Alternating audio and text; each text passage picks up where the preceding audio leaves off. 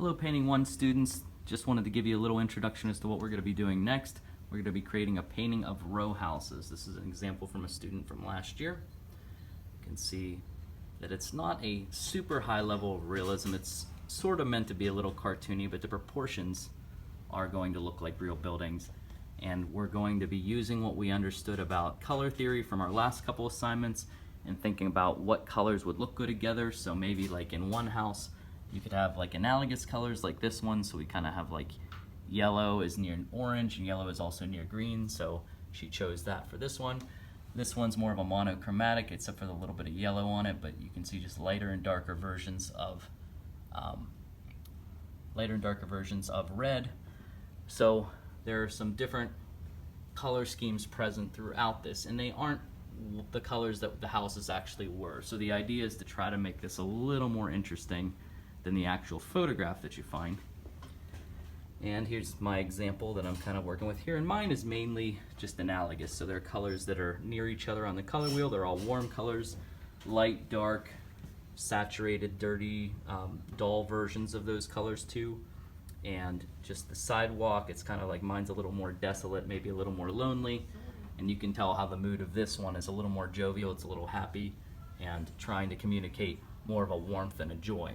Okay, so there are other examples that were in the assignment, so hopefully you check those out.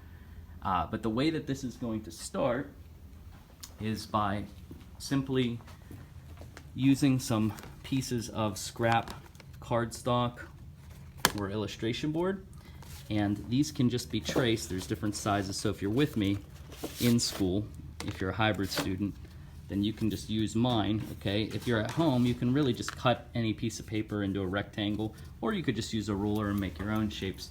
But the easiest way to do this is just to, trace these different buildings the way that you want them to look by using different pieces of illustration board before we begin. Or you could just simply take a ruler and start to map that out before we begin the painting.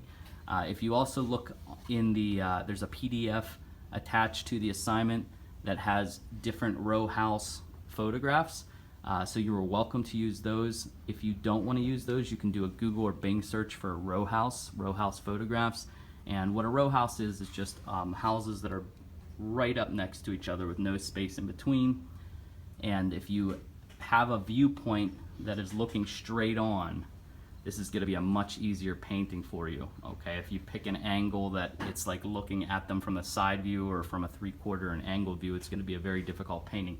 But if you just basically make a row of rectangles that are all different heights and widths, and then you look at the photograph to get ideas for the windows or the doorways, and you can tell from these that, in mine and also in this former student's, that we made some changes. Like, I'm guessing that these row houses didn't look exactly like this in the photograph, and that's okay. So you're able to make some changes, but this is going to be a rectangular painting on illustration board.